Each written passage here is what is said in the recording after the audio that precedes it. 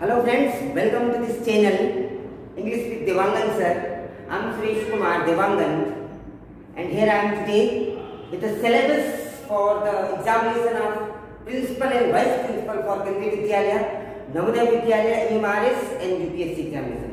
Friends, in the previous video in part 1, 2, 3 and 4 I have discussed CCS rules. I was suggested by many of you, many of friends, colleagues, that I should deal with the syllabus once. So here I am, you can see on the screen, there are 9 topics, out of which the very first topic is CCA rules. I have given the video for it. One more thing I would like to make it very clear, there are 9 topics and I will be giving you videos on all 9 topics one by one. So decide your schedule. Friends, it will take 1.5 months. If you are serious enough, if you are regular enough, I will be giving you videos one by one with MCQs. As I earlier mentioned, Swami's handbook is most important document for our examination, but it's a supplementary book, deals with the MCQs, and we are to follow those MCQs. So there are 9 topics. Let me make it very clear. For the first one is CCS rule. You just pay attention towards the screen. CCA rules. There are 104 questions, and I have already given you videos. You can go to the description box. You can see the link. All videos are there. There are lots of videos. You go to playlist KVS Principal, Vice Principal. In that folder, you will find the videos link-wise. Part 1, first you watch it, make notes, attempt test, then part 2, then part 3, then part 4. Then comes CCS conduct rule. There will also be 4 parts of it. Part 1 has already been released, and today I am with part 2 for the same. I will be dealing with question number 131 to 165 in today's video. And then will come the fundamental and supplementary rule, which is known as FR and SR. The fourth topic is travelling allowance rule. Then we will be making discussion on travelling allowance, and then medical attendance rule is going to be our fifth topic. Fifth one is going to be leave travel concession rules, LTC rules. We will be taking. Question will be asked. 8 questions are designated from this topic. Then we will go for medical attendance rule, and then pension rules and new pension scheme NPS, and then we will deal with general financial rule, purchase procedure. Everything we will be covering under this. And then will come the income tax and service tax. So friends, this is what I have thought for 70 marks preparation for the paper administration and finance. I hope I will get your company, and videos will be released every alternative days or twice a week, at least once a week you will be getting the video. What you can do, friends, I don't say that you should be constant enough or getting link may be difficult. If you subscribe the channel, you will be getting the notification. You need to press the bell icon for the notification, so that you may be getting the link for the new videos. You will be getting the notification for the new videos. I hope, friends, you will be there watching these videos, will be benefited by these. And one more thing, and the most important thing, I will never request you to like or dislike the videos, but when you get time to watch the videos for 30 minutes, friends, do get 30 seconds to make a comment in the comment box. It not only encourages me, it gives me suggestion that if I am going somewhere wrong, if I am making mistakes, those can be corrected through it. I will be waiting for it. So without wasting much of time, here we go with the question number 131 and onwards. Keep watching the video. So let us begin with question number 132. Before that, we had already done right from question number 105 to 131 in part 1 of CCS conduct rule, which you must have seen so far. Here we go with question number 132. Which committee's recommendation has given freedom to officers to express their differing views? Now you can see there are 4 committees. Hota committee recommendation, estimates committee recommendation, vigilance committee recommendation, and review committee recommendation. Friends, I will make clear all these three committees so that यहाँ पे answer तो एक ही है, and for your views I will tell you the answer. Which committee's recommendation has given freedom to officers to express their differing views? So that is, estimate committee's recommendation gives us the rights, or it gives order to express our differing views. But before that, let us see what other committees are. यहाँ पे आप देख सकते हैं, this is what Hota committee is. What Hota committee is, let me tell you.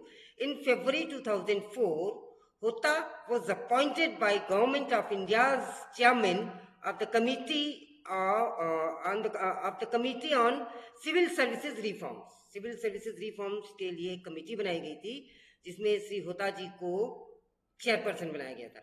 He submitted the report of the committee to the Government of India within 6 months. In January 2006, Hota was nominated by the Government of India to the court of Banaras Hindu University. तो आप याद रखेंगे, what was the work of the Hota committee? Why Hota committee was appointed? It was appointed for on civil service reforms. Then comes the estimate committee, जिसकी अभी मैंने चर्चा की थी. Estimate committee का क्या काम था? The estimates committee is a committee of selected members of parliament constituted by Parliament of India. The Lok Sabha, actually Parliament of India means the Lok Sabha, for the purpose of scrutinizing the functions of government, ministers and departments in terms of expenditure and utilization of fund. So here different ministers can give their views. What is the purpose of it? Scrutinizing the functions of government. And what is the election criteria? The members are elected every year, every term. And who is the appointer? The Lok Sabha Speaker is the appointer. And how many seats are there? 30 seats are there, all from Lok Sabha. So they have different views and those views can be put up. तीसरा इसमें option दिया हुआ था, देखिए इसमें पहला option था होता कमेटी, हमने देख लिया. एस्टिमेट कमेटी हमने देख लिया. Vigilance committee, that is CVC, आप इसे भली भांति जानते हैं. What is CVC? Central vigilance commission. ये बहुत अच्छे से जानते हैं आप, फिर भी देख लीजिए. The central vigilance commission was set up by the government in February 1964 on the recommendation of the Committee on Prevention of Corruption. CBC का निर्माण क्यों किया गया था? On the prevention of corruption, headed by Sri K. Santhanam, to advise and guide central government agencies in the field of vigilance. तो ये तीनों committee हो गई है. आगे बढ़ते हैं प्रश्न क्रमांक 133 की ओर. What are the following acts which the witness shall know as breach of privilege and contempt of parliament? Contempt of parliament आप किसे मानेंगे? बहुत ही आसान है. ऑप्शन को पढ़िए आप. You read the option and I am pretty sure you would be in a position to answer it. And the right answer is all the above. क्यों all the above? Destroying or damaging material document. यदि आप parliament के द्वारा पास, संशोधित या प्रस्तुत किसी document को आप डिस्ट्रॉय करते हैं, डैमेज करते हैं, that is of course breach of contract. Using saucy language related to the inquiry. Saucy, sexuality, it is related to sexuality.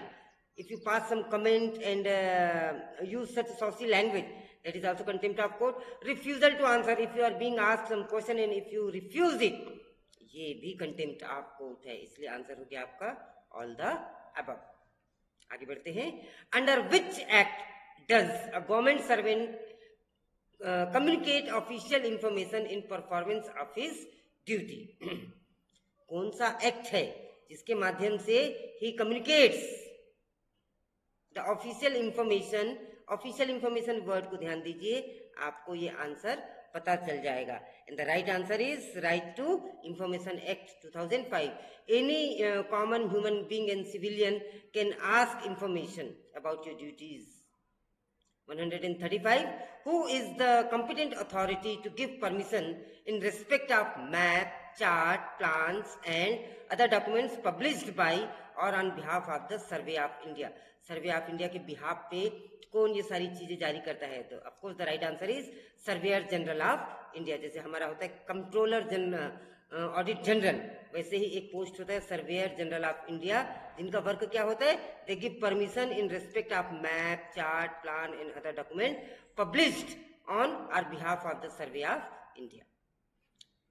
136 communication of unauthorized information like government circulars, secret notes, repeated appeals to the unauthorized person amount to an offense under। यदि आप ऐसा कुछ करते, secret reveal करते हैं, तो वो कौन से एक्ट के तहत आता है, कौन से एक्ट का वायलेशन कहलाएगा? The question is that and it is official secret acts. नाम से ही क्लियर है, ऑफिशियल सीक्रेट एक्ट्स। या ऑफिशियल सीक्रेट एक्ट्स क्या होता है, इसके बारे में मैं आपको बताना चाहूंगा यहाँ पे। What is official secret acts? यहाँ देखिए, the official secrets act of 1923 is India's anti espionage spy, जासूसी जो होती है।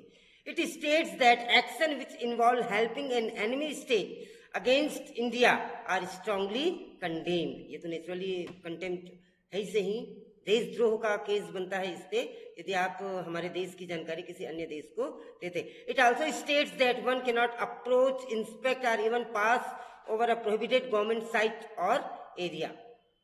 As per the act, helping an enemy state can be in form of communicating a sketch, plan, model of an official secret or official code or password to the enemy। तो आप you condemn the official secret acts। ये भी याद हो गया आपको कि 1923 में इसका निर्माण किया गया था, 1923 में ये एक्ट बना था। आगे बढ़ते हैं। Which category of officers are specially authorized to meet the press? ऐसा नहीं कि कोई भी प्रेस को संबोधित कर ले, उसके लिए ऑफिसर सेलेक्टेड होते हैं। तो the answer is minister, secretaries, other official specially authorised by the minister for this purpose. They are known as spokes person. आपको बहुत अच्छे से पता होगा कि हर डिपार्टमेंट का अपना एक स्पोक्स पर्सन होता है, प्रवक्ता जिसे हम हिंदी में कहते हैं, जो स्टेटमेंट्स देते हैं ऑन बिहाफ ऑफ गवर्नमेंट।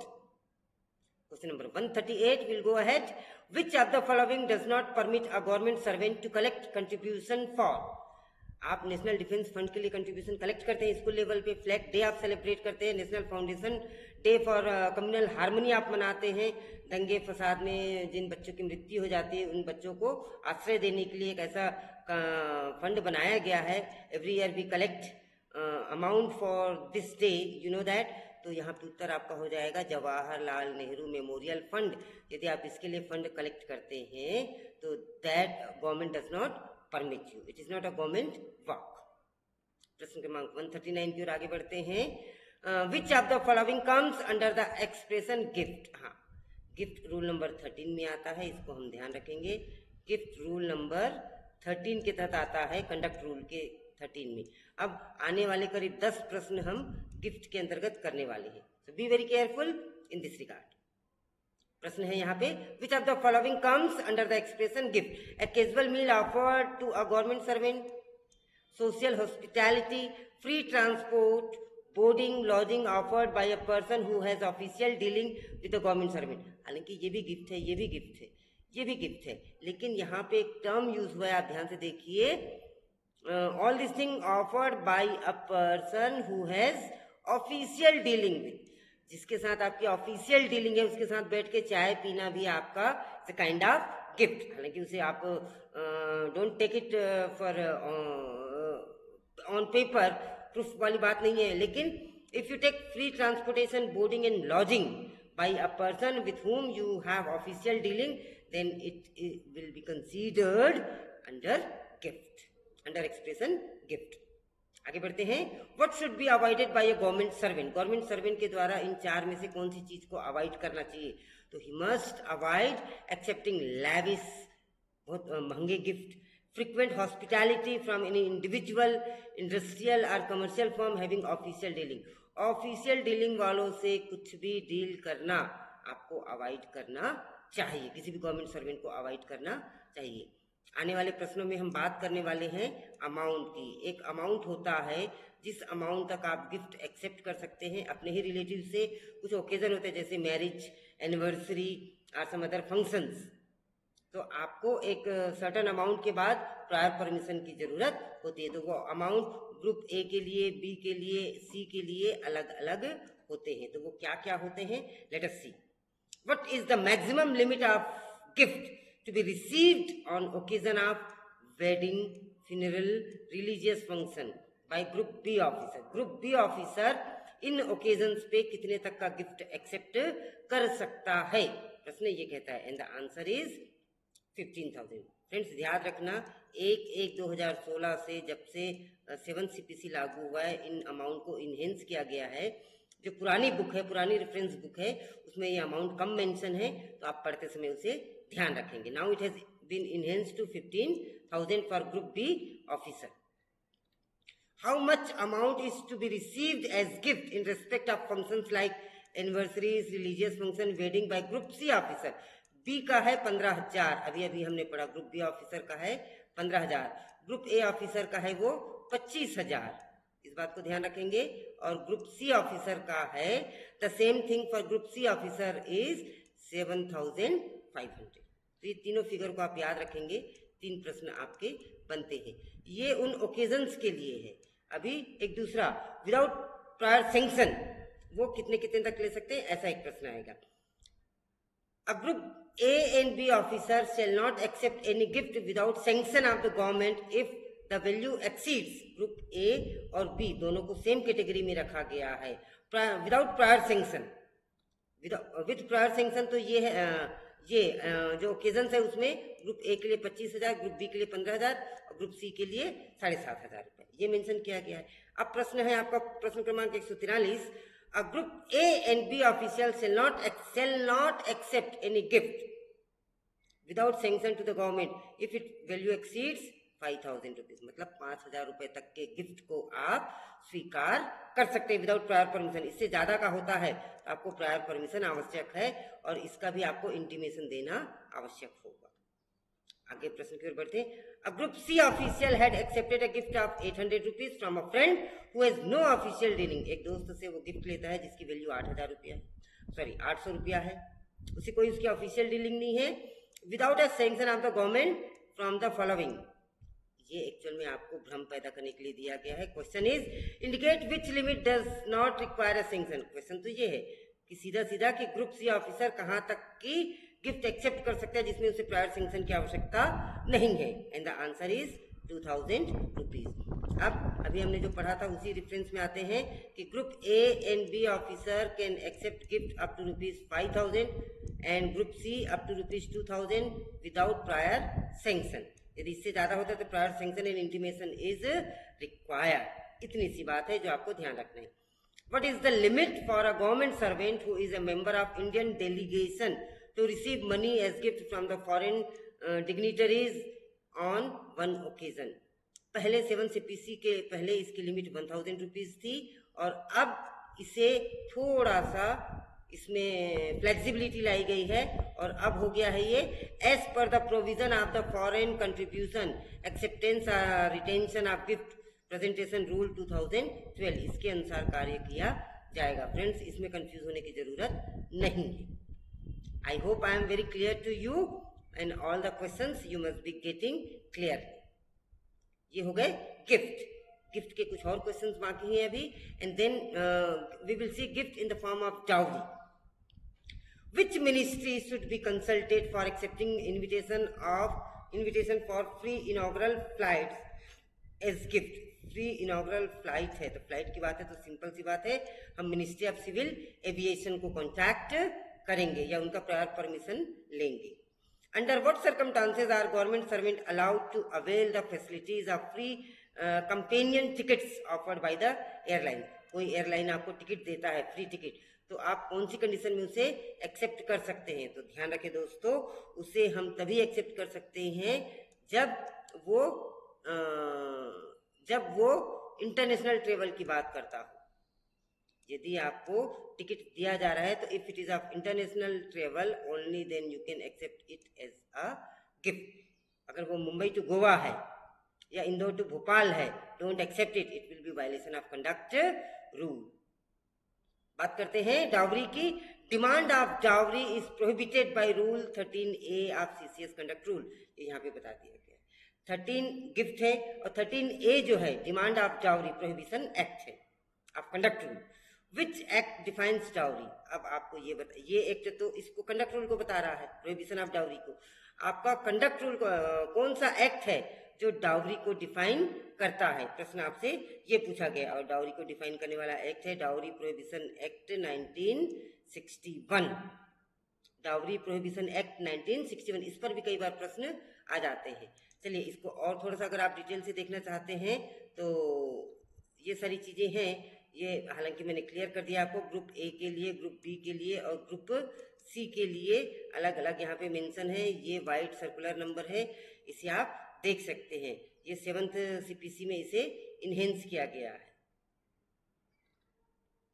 हम बात करते हैं डाउरी की। What is dowry? Dowry prohibition act Indian law enacted on May 1, 1961। Date भी याद रख लीजिए, May 1 मजदूर दिवस। Intended to prevent the giving और रिसीविंग ऑफ डाउरी। हाँ ध्यान रखना, giving and receiving of dowry दोनों ही इस एक्ट के अंतर्गत आते हैं। Under the dowry prohibition act, dowry includes, dowry में क्या क्या चीजें आती है? प्रॉपर्टी, गुड्स और money given by either party to the marriage by the parents of either party और by anyone else in connection with the marriage. अब the dowry prohibition act applies to all person all religion in India. भाई इसको ध्यान रखो, ये all person all religion in India पर ये चीज लागू होती है। चलिए प्रश्न क्रमांक 149 की ओर बढ़ते हैं। If a government servant violated the dowry prohibition act 1961, 1961 कौन सा?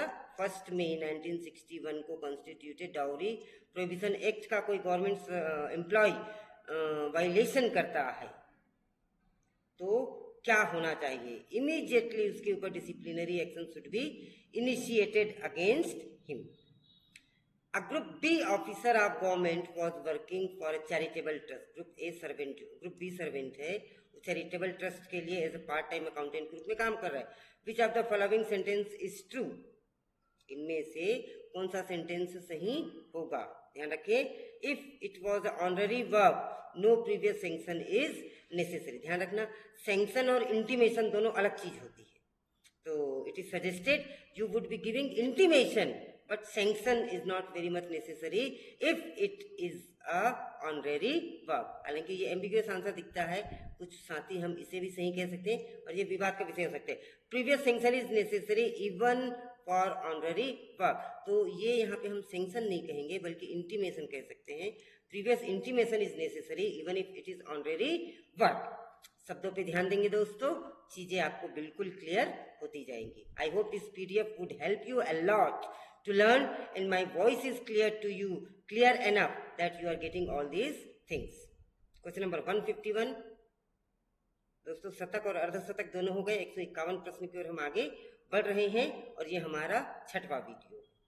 Can permission be granted to enroll with the bar association to a government servant having legal qualification? हाँ भाई, यदि आप BA LLB हैं, LLM हैं या आपने कुछ भी लॉ में डिग्री ली है तो क्या आपको परमिशन दे दी जाएगी कि आप बार एसोसिएशन में अपने आप को रजिस्टर करें? Yes, you are permission to enrol as an advocate but not allowed to practise. जब तक आप जॉब में आप प्रैक्टिस नहीं कर सकते, आपको एसोसिएशन में रजिस्ट्रेशन की, बार एसोसिएशन की मेंबरशिप लेने की परमिशन दी जाएगी। क्वेश्चन नंबर 152 की ओर बढ़ते हैं। Is it necessary to get prior sanction to participate in any competition, social event organised by private companies organisation are primary the primary object of which is only to promote their business? अगर कोई भी private organisation है, private company है, वो अपने आप को promote करने की कोशिश कर रहे हैं तो उसमें भाग लेने के लिए आपको प्रायर परमिशन की जरूरत है कि नहीं? बिल्कुल जरूरत है, क्योंकि you are a central government employ. If you are promoting something that benefit someone else, it should be intimated and prior sanction must be taken from the higher authorities. तो A is the right answer. Is it necessary for a government servant to get previous sanction for contesting or canvassing in election to sports bodies? किसी sports body में BCCI का अध्यक्ष बनना चाह रहे हैं आप, या आपके डिस्ट्रिक्ट लेवल का कोई एसोसिएशन है, उस बॉडीज पे आप सम्मिलित होना चाह रहे हैं, तो क्या prior permission is necessary? That is your question number 153 and previous sanction is must. आपको यहाँ पे इज लगा लेंगे, previous sanction must be taken in such a case. Question number 154 की ओर बढ़ते हैं।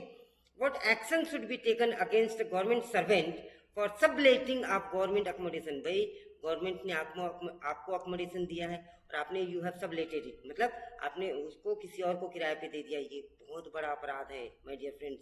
आपके खिलाफ रूल 14 ऑफ सीसीए रूल, मतलब मेजर पेनाल्टी की कार्यवाही की जा सकती है या की जाएगी, की जा सकती है नहीं, मेजर पेनाल्टी की कार्यवाही आपके ऊपर की जाएगी यदि आपने गवर्नमेंट अकोमोडेशन को सबलेट किया है। Now, whether a government servant should get prior sanction for acquiring or disposing of land or valuable properties, आपकी किसी लैंड या वैल्यूबल प्रॉपर्टी को आप डिस्पोज कर रहे हैं तो क्या उसके लिए प्रायर सैंक्शन लिया जाना चाहिए? Prior sanction should be obtained. जैसे आप खरीदते समय लेते हैं वैसे बेचते समय भी आप लीजिए, इंटीमेशन दीजिए और उसकी आपको परमिशन आती है। Whether permission is necessary from the government for getting temporary loans of small amount, temporary loan of small amount free of interest from personal friend and relatives by the government servant. Government servant कोई है, अपने किसी दोस्त से यदि वो कोई पिटी loan लेता है, कुछ छोटे अमाउंट का लोन लेता है, दैट टू विदाउट इंटरेस्ट, तो क्या उसकी भी प्रायर सैंक्शन की जरूरत है? नो सैंक्शन और permission is necessary in that case. It depends on your personal relation. Can a senior officer approach his subordinates for giving COT for loans taken by him? Bank में जब हम loan देते हैं तो एक COT होता है, उसे हिंदी में क्या कहते हैं, चलिए एक गारंटर होता है। तो क्या आप किसी अपने सबऑर्डिनेट को ले सकते हैं उस पर? तो एक्चुअली मॉरलिटी तो ये कहती है कि यू शुड नॉट टेक, मतलब not to approach the subordinate to stand COT for him, ये as a rule है, but we generally see that we cooperate each other and do such a thing. यहाँ पे हमको bookish चलना है, as per rule चलना है, bookish की बजाय मैं एज पर रूल चलना कहना ज़्यादा अच्छा समझूंगा। Who is competent authority for appointment of an inquiry officer in a departmental proceeding? अब यहाँ से फिर से आपका क्लासिफिकेशन कंट्रोल इन अपील के क्वेश्चंस आने लग गए हैं, CCA के क्वेश्चन आने लग गए हैं। तो फ्रेंड्स बहुत ही सावधान रहेंगे और इसमें से मैक्सिमम का आप आंसर दे पाएंगे। अब मेरे ख्याल से 30 सेकेंड 20 सेकेंड में एक एक क्वेश्चन होते जाएगा। And today we will finish up with question number 165। So we are left with 7 question, so let us do it quickly. Who is the competent authority for appointment of an inquiry officer in a departmental proceeding? दोस्तों ने जो इस video को देख रहे हैं उन्होंने answer दे दिया है, very good, and your answer is right, I am very happy.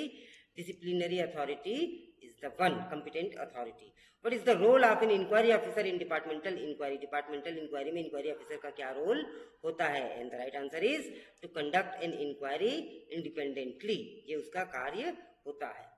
Who is the custodian of listed document in a departmental inquiry? Departmental inquiry जो होती है उसमें 4 लोग होते हैं, मैंने पहले क्लियर किया था। सबसे पहला होता है चार्ज ऑफिसर, जिस पर चार्ज लगा होता है।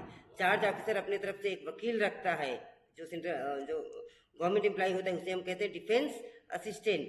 फिर एक होते हैं इंक्वायरी ऑफिसर जो इंक्वायरी को करते हैं, और उस इंक्वायरी ऑफिसर का वकील जो होता है उसे हम कहते हैं प्रेजेंटिंग ऑफिसर। तो ये चारों लोग शामिल होते हैं एक इंक्वायरी में। हमारा प्रश्न है who is the custodian of listed document? सारे डॉक्यूमेंट्स को कस्टडी में कौन रखता है?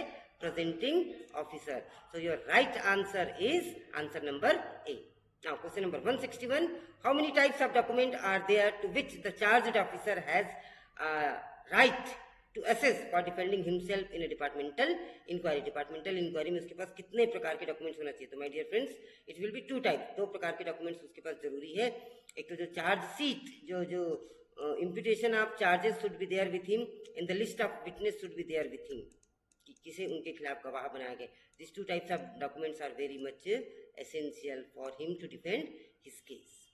Whether the production of new documentary evidence which was not included originally by disciplinary authority is permissible? Disciplinary authority ने जिस डॉक्यूमेंट को शामिल नहीं किया है, क्या ऐसे किसी डॉक्यूमेंट को शामिल किया जा सकता है?